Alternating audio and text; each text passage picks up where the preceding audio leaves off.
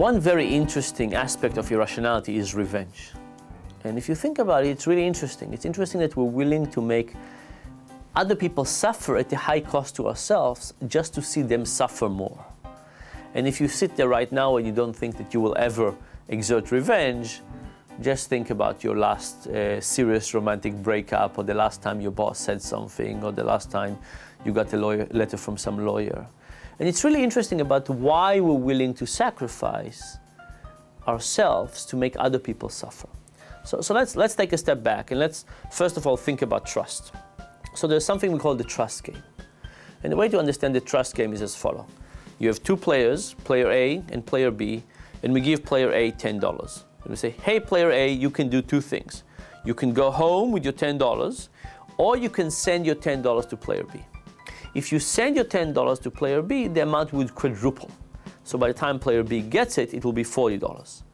And player B can do one of two things. They can either go home with $40, which means that player A will get nothing, or they can send half of it back to player A. Now the question is, what will you do? Now if you were player A and you thought that player B was perfectly rational, what would you think they would do? They would go away with all the money. So if that's the case, you would never send the money to them. So the standard economic solution is nobody will ever return the money, and therefore nobody will ever send the money. Game closed. Turns out people are nicer than economic theory predicts. There's a good chance that player A will send the money to player B, and a good chance that player B will then reciprocate and send half back. That's the good news. Humanity won, standard economics 0. But imagine the game continues. Player B, your player A, and player B went home with all your money. And I come to you, to player A, and I say, player A, I'm really sorry about this. I wish it was different, but you know what? Player B went away with all your money. Now you, player A, can do one of two things. You can either forget about it, or you can pay me. And for every dollar you would pay me, I would find player B and I will charge them $2. You give me $2, I'll find player B and charge them $4.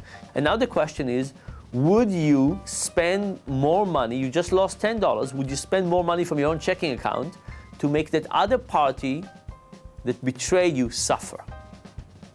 And again, to get a better answer for this, imagine the last time you were really angry with somebody who betrayed your trust, and lots of people are willing to invest money to make the other party suffer.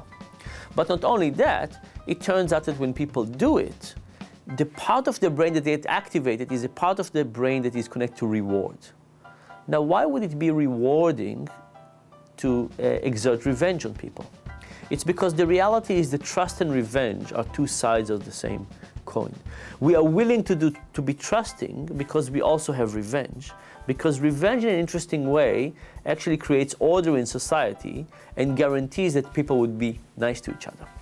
So imagine, for example, that you were considering stealing something from me. If you think I'm a rational person, you think that as long as you would steal it from me and run away, everything will be fine.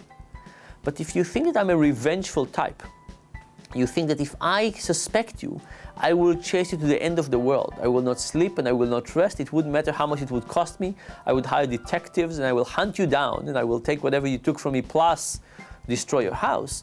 Under those conditions, you might not even start with me.